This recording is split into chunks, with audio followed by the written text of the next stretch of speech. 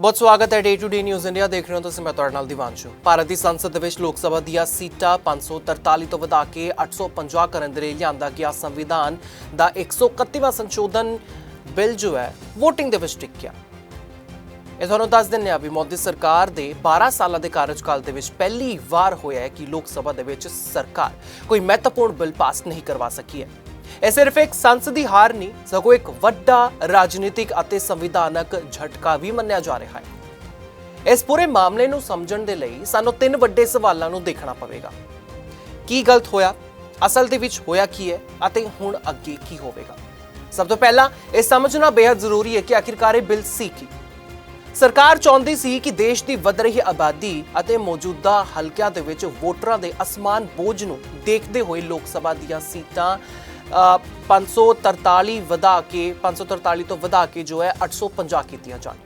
ਇਸ ਦੇ ਨਾਲ ਹੀ ਮਹਿਲਾ ਰਿਜ਼ਰਵੇਸ਼ਨ ਕਾਨੂੰਨ ਨੂੰ ਲਾਗੂ ਕਰਨ ਦੇ ਲਈ ਨਵੀਂ ਸੀਟ ਵੰਡ ਅਤੇ ਹੱਦਬੰਦੀ ਯਾਨੀ ਕਿ ਪਰਿਸੀਮਨ ਦੀ ਪ੍ਰਕਿਰਿਆ ਨੂੰ ਅੱਗੇ ਵਧਾਇਆ ਜਾਵੇ। ਸਰਕਾਰ ਦਾ ਦਾਅਵਾ ਸੀ ਕਿ ਇਹ ਕਦਮ ਲੋਕਤੰਤਰ ਨੂੰ ਹੋਰ ਵੀ ਜ਼ਿਆਦਾ ਪ੍ਰਤੀਨਿਧਿਤ ਅਤੇ ਸੰਤੁਲਿਤ ਬਣਾਏਗਾ। ਪਰ ਜਦੋਂ ਵੋਟਿੰਗ ਹੋਣੀ ਕਹਿ ਸਕਦੇ ਸ਼ੁਰੂ ਹੋਈ ਵੋਟਿੰਗ ਹੋਈ ਤਾਂ 528 ਸੰਸਦ ਮੈਂਬਰ ਨੇ ਵੋਟ ਪਾਈ। ਬਿੱਲ ਪਾਸ ਹੋਣ ਦੇ ਲਈ 2/3 ਬਹੁਮਤ ਦੀ ਲੋੜ ਸੀ, ਜਿਸ ਦਾ ਅੰਕੜਾ 352 ਬਣਦਾ ਸੀ। ਸਰਕਾਰ ਨੂੰ ਸਿਰਫ 298 ਵੋਟਾਂ ਹੀ ਮਿਲੀਆਂ, ਜਦਕਿ 230 ਵੋਟਾਂ ਵਿਰੋਧ ਦੇ ਵਿੱਚ ਪਾਈਆਂ। ਇਸ ਤਰ੍ਹਾਂ ਬਿੱਲ 54 ਵੋਟਾਂ ਦੇ ਨਾਲ ਡਿੱਗ ਗਿਆ। ਇਹ ਹਾਰ ਸਿਰਫ ਗਿਣਤੀ ਦੀ ਨਹੀਂ ਸੀ, ਸਗੋਂ ਰਾਜਨੀਤਿਕ ਰਣਨੀਤੀ ਦੀ ਵੀ ਹਾਰ ਸੀ। ਹੁਣ ਸਭ ਤੋਂ ਵੱਡਾ ਸਵਾਲ, ਸਰਕਾਰ ਫੇਲ ਕਿਉਂ ਹੋਈ ਹੈ? ਇਸ ਦਾ ਪਹਿਲਾ ਕਾਰਨ ਸੀ ਨੰਬਰ ਗੇਮ। ਦੇਖੋ, ਐਨਡੀਏ ਕੋਲ ਕੁੱਲ 293 ਦੇ ਕਰੀਬ ਸੰਸਦ ਮੈਂਬਰ ਸਨ। 2/3 ਬਹੁਮਤ ਦੇ ਲਈ 35 ਵੋਟਾਂ ਦੀ ਲੋੜ ਸੀ। ਇਸ ਦਾ ਮਤਲਬ ਸੀ ਕਿ ਸਰਕਾਰ ਨੂੰ ਘੱਟੋ ਘੱਟ ਕਹਿ ਸਕਦੇ ਆ ਵੀ 59 ਵਾਧੂ ਵੋਟਾਂ ਦੀ ਲੋੜ ਸੀ। ਪਰ ਸਰਕਾਰ ਸਿਰਫ 5 ਵਾਧੂ ਮੈਂਬਰਾਂ ਨੂੰ ਹੀ ਆਪਣੇ ਪੱਖ ਦੇ ਵਿੱਚ ਲਿਆ ਸਕੀ। ਇਹ ਸਾਫ਼ ਦਰਸਾਉਂਦਾ ਹੈ ਕਿ ਸਰਕਾਰ ਵਿਰੋਧੀ ਧਿਰ ਨਾਲ ਲੋੜੀਂਦੀ ਸਹਿਮਤੀ ਬਣਾਉਣ ਦੇ ਵਿੱਚ ਨਾਕਾਮ ਰਹੀ। ਦੂਜਾ ਵੱਡਾ ਕਾਰਨ ਸੀ ਬਿੱਲ ਦਾ ਰਾਜਨੀਤਿਕ ਸੰਦਰਭ। ਵਿਰੋਧੀ ਧਿਰ ਨੇ ਇਸ ਨੂੰ ਮਹਿਲਾ ਰਿਜ਼ਰਵੇਸ਼ਨ ਦੇ ਨਾਂ ਤੇ ਚੋਣੀ ਨਕਸ਼ਾ ਬਦਲਣ ਦੀ ਕੋਸ਼ਿਸ਼ ਕਰਾਰ ਦਿੱਤਾ। ਕਾਂਗਰਸ, ਸਪਾ, ਡੀਐਮਕੇ, ਟੀਐਮਸੀ ਅਤੇ ਹੋਰ ਇੰਡੀਆ ਗਠਜੋੜ ਦੇ ਦਲਾਂ ਦਾ ਕਹਿਣਾ ਸੀ ਕਿ ਸਰਕਾਰ ਮਹਿਲਾਵਾਂ ਦੇ ਹੱਕ ਦੀ ਆੜ ਦੇ ਵਿੱਚ ਹੱਦਬੰਦੀ ਕਰਕੇ ਆਪਣੀ ਰਾਜਨੀਤੀ ਸਹੂਲਤ ਵਾਲੀਆਂ ਜਿਹੜੀ ਸੀਟਾਂ ਨੇ ਉਹਨਾਂ ਨੂੰ ਬਣਾਉਣਾ ਚਾਹੁੰਦਾ ਹੈ। ਖਾਸ ਕਰਕੇ ਦੱਖਣੀ ਰਾਜਾਂ ਨੂੰ ਇਹ ਡਰ ਸੀ ਕਿ ਆਬਾਦੀ ਦੇ ਆਧਾਰ ਤੇ ਉੱਤਰੀ ਰਾਜਾਂ ਨੂੰ ਵੱਧ ਸੀਟਾਂ ਮਿਲਣਗੀਆਂ ਅਤੇ ਉਹਨਾਂ ਦੀ ਸੰਸਦੀ ਤਾਕਤ ਘਟੇਗੀ। ਤੀਜਾ ਕਾਰਨ ਸੀ ਸਮੇਂ ਦੀ ਚੋਣ। ਵਿਰੋਧੀ ਧਿਰ ਨੇ ਸਵਾਲ ਉਠਾਇਆ ਕਿ ਜਦ ਮਹਿਲਾ ਰਿਜ਼ਰਵੇਸ਼ਨ ਕਾਨੂੰਨ ਪਹਿਲਾਂ ਹੀ 2023 ਦੇ ਵਿੱਚ ਪਾਸ ਹੋ ਚੁੱਕਾ ਸੀ ਅਤੇ 16 ਅਪ੍ਰੈਲ 2026 ਨੂੰ ਨੋਟੀਫਿਕੇਸ਼ਨ ਵੀ ਹੋ ਗਿਆ ਸੀ, ਤਾਂ ਫਿਰ ਇੰਨੀ ਜਲਦਬਾਜ਼ੀ ਦੇ ਵਿੱਚ ਵਿਸ਼ੇਸ਼ ਸੱਤਰ ਬੁਲਾ ਕੇ ਇਹ ਸੰਸ਼ੋਧਨ ਕਿਉਂ ਲਿਆਂਦਾ ਗਿਆ? ਇਸ ਨਾਲ ਸਰਕਾਰ ਦੇ ਇਰਾਦਿਆਂ ਤੇ ਜੋ ਹੈ ਹੋਰ ਸ਼ੱਕ ਪੈਦਾ ਹੋਇਆ। ਚੌਥਾ ਕਾਰਨ ਸੀ ਹੱਦਬੰਦੀ ਨੂੰ ਮਹਿਲਾ ਰਿਜ਼ਰਵੇਸ਼ਨ ਦੇ ਨਾਲ ਜੋੜਨਾ।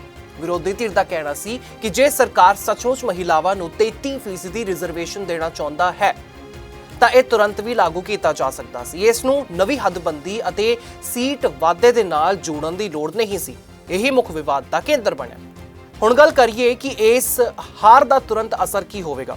ਸਭ ਤੋਂ ਪਹਿਲਾਂ 2029 ਦੀ ਲੋਕ ਸਭਾ ਚੋਣ ਦੇ ਵਿੱਚ ਮਹਿਲਾ ਰਿਜ਼ਰਵੇਸ਼ਨ ਲਾਗੂ ਹੋਣ ਦੀ ਸੰਭਾਵਨਾ ਲਗਭਗ ਖਤਮ ਹੋ ਗਈ ਹੈ, ਕਿਉਂਕਿ ਇਸ ਲਈ ਨਵਾਂ ਬਾਉਂਡਰੀ ਲਾਜ਼ਮੀ ਸੀ, ਯਾਨੀ ਕਿ ਪਰਿਸੀਮਨ ਹੱਦਬੰਦੀ ਲਾਜ਼ਮੀ ਸੀ ਅਤੇ ਉਹ ਹੁਣ ਰੁਕ ਗਈ ਹੈ। ਇਸ ਕਰਕੇ ਹੁਣ ਇਹ ਮੰਨਿਆ ਜਾ ਰਿਹਾ ਹੈ ਕਿ ਮਹਿਲਾਵਾਂ ਨੂੰ ਇਸ ਕਾਨੂੰਨ ਦਾ ਸਿੱਧਾ ਫਾਇਦਾ 2034 ਦੀ ਲੋਕ ਸਭਾ ਚੋਣਾਂ ਤੋਂ ਪਹਿਲਾਂ ਨਹੀਂ ਮਿਲੇਗਾ। ਦੂਜਾ ਵੱਡਾ ਅਸਰ ਸਰਕਾਰ ਦੀ ਰਾਜਨੀਤਿਕ ਛਵੀ ਤੇ ਪਿਆ ਹੈ। 12 ਸਾਲਾਂ ਦੇ ਵਿੱਚ ਪਹਿਲੀ ਵਾਰ ਲੋਕ ਸਭਾ ਦੇ ਵਿੱਚ ਸਰਕਾਰ ਕਿਸੇ ਵੱਡੇ ਸੰਵਿਧਾਨਕ ਬਿੱਲ ਨੂੰ ਪਾਸ ਨਹੀਂ ਕਰਵਾ ਸਕੀ ਹੈ। ਇਸ ਨਾਲ ਵਿਰੋਧੀ ਧਿਰ ਨੂੰ ਇਹ ਕਹਿਣ ਦਾ ਮੌਕਾ ਮਿਲ ਗਿਆ ਹੈ ਕਿ ਸਰਕਾਰ ਦੀ ਸੰਸਦੀ ਪਕੜ ਕਮਜ਼ੋਰ ਹੋ ਰਹੀ ਹੈ। ਖਾਸ ਕਰਕੇ ਜਦੋਂ ਪ੍ਰਧਾਨ ਮੰਤਰੀ, ਗ੍ਰਹਿ ਮੰਤਰੀ ਅਤੇ ਸੰਸਦੀ ਕਾਰਜ ਮੰਤਰੀ ਵਾਰ-ਵਾਰ ਸਮਰਥਨ ਦੀ ਅਪੀਲ ਕਰ ਰਹੇ ਸਨ, ਤਾਂ ਫਿਰ ਸਪਸ਼ਟ ਸੀ ਕਿ ਸਰਕਾਰ ਨੂੰ ਪਹਿਲਾਂ ਤੋਂ ਹੀ ਨੰਬਰਾਂ ਦੀ ਕਮੀ ਦੀ ਜਿਹੜਾ ਉਹ ਅਹਿਸਾਸ ਸੀ। ਹੁਣ ਸਵਾਲ ਹੈ ਕਿ ਅੱਗੇ ਕੀ ਹੋਵੇਗਾ। ਸਰਕਾਰ ਕੋਲ ਕੁਝ ਵਿਕਲਪ ਹਨ। ਪਹਿਲਾ, ਇਹ ਬਿੱਲ ਸੋਧਾਂ ਦੇ ਨਾਲ ਦੁਬਾਰਾ ਲਿਆਂਦਾ ਜਾ ਸਕਦਾ ਹੈ। ਇਸ ਦੇ ਵਿੱਚ ਦੱਖਣੀ ਰਾਜਾਂ ਦੀਆਂ ਚਿੰਤਾਵਾਂ ਨੂੰ ਦੂਰ ਕਰਨ ਦੇ ਲਈ ਸੀਟ ਵੰਡ ਦਾ ਨਵਾਂ ਫਾਰਮੂਲਾ ਲਿਆ ਜਾ ਸਕਦਾ ਹੈ। ਉਦਾਹਰਨ ਦੇ ਲਈ ਸੀਟਾਂ ਦੀ ਵਾਧੂ ਗਿਣਤੀ ਦੇ ਵਿੱਚ ਖੇਤਰੀ ਸੰਤੁਲਨ ਦਾ ਵਿਸ਼ੇਸ਼ ਪ੍ਰਬੰਧ ਕੀਤਾ ਜਾ ਸਕਦਾ ਹੈ। मेरी प्रॉपर्टी टिल पोजेशन तक बिकी नहीं, पर मैंने अपना हौसला नहीं छोड़ा कि नहीं कोई बात नहीं, बना के बेचेंगे, पोजेशन देके बेचेंगे, कोई दिक्कत नहीं है। उसने अपनी प्रॉपर्टी फर्स्ट डे बेच दी सारी, फर्स्ट डे। आप ये देखो 1 करोड़ की प्रॉपर्टी को 4 करोड़ में बेची, 4 टाइम में, बट अल्टीमेटली फिर भी उसको लॉस हुआ। वो कैसे? वो डिलीवरी नहीं दे पाएगा। कैसे दे पाएगा? 4 लाख रुपए वो डिवर्जन ऑफ फंड्स फिर कहीं ना कहीं लगाएगा, वाह वो प्रोजेक्ट चलेगा नहीं चलेगा पता नहीं क्या होगा डेफिनेटली। तो उसमें लोटी भी परेशान होगा। लोटी को जो 4 करोड़ का प्रोडक्ट लिया वो उसका 50 लाख का भी नहीं बिकेगा, क्योंकि प्रोजेक्ट पूरा ही नहीं हुआ। ਦੂਜਾ ਵਿਕਲਪ ਇਹ ਹੈ ਕਿ ਸਰਕਾਰ ਪਰਿਸੀਮਨ ਦਾ ਆਧਾਰ 2011 ਦੀ ਜਨਗਣਨਾ ਦੀ ਥਾਂ 2027 ਦੀ ਨਵੀਂ ਜਨਗਣਨਾ ਨੂੰ ਬਣਾਏ। ਇਸ ਨਾਲ ਵਿਰੋਧੀ ਧਿਰ ਨੂੰ ਇਹ ਸੰਦੇਸ਼ ਦਿੱਤਾ ਜਾ ਸਕਦਾ ਹੈ ਕਿ ਨਵਾਂ ਡਾਟਾ ਆਉਣ ਤੋਂ ਬਾਅਦ ਨਵੀਆਂ ਸੀਟਾਂ ਦਾ ਫੈਸਲਾ ਹੋਵੇਗਾ। ਤੀਜਾ ਵਿਕਲਪ ਇਹ ਹੋ ਸਕਦਾ ਹੈ ਕਿ ਵਿਰੋਧੀ ਧਿਰ ਨਾਲ ਵਿਆਪਕ ਸਲਾਹ ਮਸ਼ਵਰਾ, ਕਿਉਂਕਿ ਇਹ ਸੰਵਿਧਾਨਿਕ ਸੋਧ ਦਾ ਮਾਮਲਾ ਹੈ। ਇਸ ਲਈ ਬਿਨਾਂ ਸਹਿਮਤੀ ਦੇ ਪਾਸ ਕਰਵਾਉਣਾ ਲਗਭਗ ਅਸੰਭਵ ਹੈ। ਸਰਕਾਰ ਨੂੰ ਹੁਣ ਬੈਕ ਚੈਨਲ ਗੱਲਬਾਤ ਕਰਨੀ ਪਵੇਗੀ ਅਤੇ ਖਾਸ ਕਰਕੇ ਦੱਖਣੀ ਰਾਜਾਂ ਦੀਆਂ ਪਾਰਟੀਆਂ ਨੂੰ ਭਰੋਸੇ ਦੇ ਵਿੱਚ ਲੈਣਾ ਪਵੇਗਾ। ਇਸ ਮਾਮਲੇ ਦਾ ਇੱਕ ਹੋਰ ਰਾਜਨੀਤਿਕ ਪੱਖ ਵੀ ਹੈ। ਬੀਜੇਪੀ ਅਤੇ ਐਨਡੀਏ ਹੁਣ ਇਸ ਹਾਰ ਨੂੰ ਮਹਿਲਾ ਹੱਕਾਂ ਦੇ ਮੁੱਦੇ ਵਜੋਂ ਚੋਣੀ ਨੈਰੇਟਿਵ ਦੇ ਵਿੱਚ ਬਦਲਣ ਦੀ ਕੋਸ਼ਿਸ਼ ਕਰ ਸਕਦੇ ਹਨ। ਇਹ ਵਿਰੋਧੀ ਧਿਰ ਨੂੰ ਮਹਿਲਾ ਵਿਰੋਧੀ ਵਜੋਂ ਪੇਸ਼ ਕਰਨ ਦੀ ਕੋਸ਼ਿਸ਼ ਕਰੇਗੀ। ਦੂਜੇ ਪਾਸੇ ਇੰਡੀਆ ਗੱਠਜੋੜ ਇਸ ਨੂੰ ਸੰਵਿਧਾਨ ਦੀ ਰੱਖਿਆ ਅਤੇ ਚੋਣੀ ਨਕਸ਼ਾ ਬਦਲਣ ਦੀ ਸਾਜ਼ਿਸ਼ ਨੂੰ ਨਾਕਾਮ ਕਰਨ ਵਜੋਂ ਲੋਕਾਂ ਦੇ ਸਾਹਮਣੇ ਰੱਖੇਗੀ। ਇਹ ਮਹੱਤਵਪੂਰਨ ਗੱਲ ਹੈ ਕਿ 24 ਸਾਲਾਂ ਬਾਅਦ ਕੋਈ ਸਰਕਾਰੀ ਬਿੱਲ ਸੰਸਦ ਦੇ ਵਿੱਚ ਡਿੱਗਿਆ। 2002 ਦੇ ਪੋਟਾ ਬਿੱਲ ਤੋਂ ਬਾਅਦ ਇਹ ਪਹਿਲਾ ਵੱਡਾ ਮਾਮਲਾ ਹੈ। ਇਸ ਕਰਕੇ ਇਹ ਘਟਨਾ ਇਤਿਹਾਸਿਕ ਵੀ ਮੰਨੀ ਜਾ ਰਹੀ ਹੈ। ਜੇ ਸਧਾਰਨ ਭਾਸ਼ਾ ਦੇ ਵਿੱਚ ਕਹੀਏ ਤਾਂ ਸਰਕਾਰ ਦੀ ਸਭ ਤੋਂ ਵੱਡੀ ਗਲਤੀ ਸੀ ਕਿ ਉਸਨੇ ਰਾਜਨੀਤਿਕ ਸਹਿਮਤੀ ਤੋਂ ਪਹਿਲਾਂ ਸੰਵਿਧਾਨਕ ਲੜਾਈ ਛੇੜ ਦਿੱਤੀ। ਨੰਬਰ ਘੱਟ ਹੋਣ ਤੋਂ ਬਾਵਜੂਦ ਬਿੱਲ ਨੂੰ ਵੋਟਿੰਗ ਦੇ ਲਈ ਲਿਆਉਣਾ ਇੱਕ ਵੱਡਾ ਜੋਖਿਮ ਸੀ, ਜੋ ਆਖਿਰਕਾਰ ਉਲਟਾ ਪੈ ਗਿਆ। ਇਸ ਪੂਰੇ ਮਾਮਲੇ ਦਾ ਨਿਸ਼ਕਰਸ਼ ਇਹ ਹੈ ਕਿ ਮਹਿਲਾ ਰਿਜ਼ਰਵੇਸ਼ਨ ਦਾ ਮੁੱਦਾ ਹੁਣ ਹੋਰ ਲੰਬਾ ਖਿੱਚ ਗਿਆ। ਸਰਕਾਰ ਦੀ ਸੰਸਦੀ ਰਣਨੀਤੀ ਤੇ ਸਵਾਲ ਉੱਠੇ ਹਨ।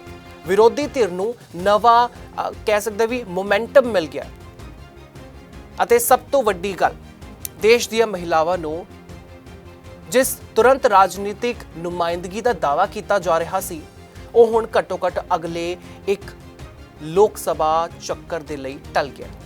ਤੁਹਾਡਾ ਇਸ ਦੇ ਬਾਰੇ ਕੀ ਕੁਝ ਕਹਿਣਾ ਹੋਏਗਾ? ਤੁਹਾਨੂੰ ਕੀ ਕੁਝ ਲੱਗਦਾ ਹੈ ਜਾਂ ਫਿਰ ਤੁਹਾਡੀ ਕੀ ਕੁਝ ਰਾਏ ਹੈ? ਸਾਨੂੰ ਕਮੈਂਟ ਸੈਕਸ਼ਨ ਦੇ ਵਿੱਚ ਜ਼ਰੂਰ ਦੱਸ ਸਕਦੇ ਹੋ। Day to day news India ਤੁਹਾਡੇ ਨਾਲ ਹਮੇਸ਼ਾ ਵਾਅਦਾ ਕਰਦਾ ਹੈ ਨਿਰਪੱਖਤਾ ਤੇ ਸਟੀਕਤਾ ਨਾਲ ਤੁਹਾਡੇ ਤੱਕ ਹਰ ਇੱਕ ਖਬਰ, ਇਨਫੋਰਮੇਸ਼ਨ ਤੇ ਅਪਡੇਟ ਇਸੇ ਤਰੀਕੇ ਦੇ ਨਾਲ ਪਹੁੰਚਾਉਂਦਾ ਰਹੇਗਾ। ਸਾਡੇ ਚੈਨਲ ਦਾ ਕੋਈ ਵੀ ਪੱਤਰਕਾਰ ਨਾ ਕਿਸੇ ਤੋਂ ਕੋਈ ਤੋਹਫਾ ਲਵੇਗਾ, ਨਾ ਇਸ਼ਤਿਹਾਰ ਨਹੀਂ ਕਰੇਗਾ ਕਿਸੇ ਨੂੰ ਬਲੈਕਮੇਲ। ਤੇ ਅਸੀਂ ਹਮੇਸ਼ਾ ਕੋਸ਼ਿਸ਼ ਕਰਾਂਗੇ ਕਿ ਅਸੀਂ ਦਬੇ ਕੁਚਲੇ ਲੋਕਾਂ ਦੀ ਆਵਾਜ਼ ਬਣੀਏ ਤੇ ਜੋ ਕਿਸੇ ਵੀ ਵਿਅਕਤੀ ਦੀ ਖਬਰ ਨਾ ਚਲਾਈਏ ਜੋ ਕਿ ਭੋਲੇ-ਭਾਲੇ ਲੋਕਾਂ ਨੂੰ ਠੱਗਦਾ ਹੋਵੇ। ਇਸ ਦੇ ਨਾਲ ਸਾਡੇ ਚੈਨਲ ਦਾ ਮਕਸਦ ਹੋਵੇਗਾ ਲੋਕਤੰਤਰ ਦੇ ਚੌਥੇ ਥੰਮ ਨੂੰ ਲੋਕਾਂ ਦੇ ਨਜ਼ਰ ਤੇ ਸਾਹਮਣੇ ਮੁੜ ਤੋਂ ਮਜ਼ਬੂਤ ਕਰਨਾ। ਮੈਨੂੰ ਦੇ ਇਜਾਜ਼ਤ ਤੇ ਸਾਨੂੰ ਹਰ ਕਿਸੇ ਸੋਸ਼ਲ ਮੀਡੀਆ ਪਲੇਟਫਾਰਮ ਤੇ ਲਾਈਕ, ਸ਼ੇਅਰ ਤੇ ਸਬਸਕ੍ਰਾਈਬ ਕਰਨਾ ਬਿਲਕੁਲ ਵੀ ਨਾ ਭੁੱਲਿਓ।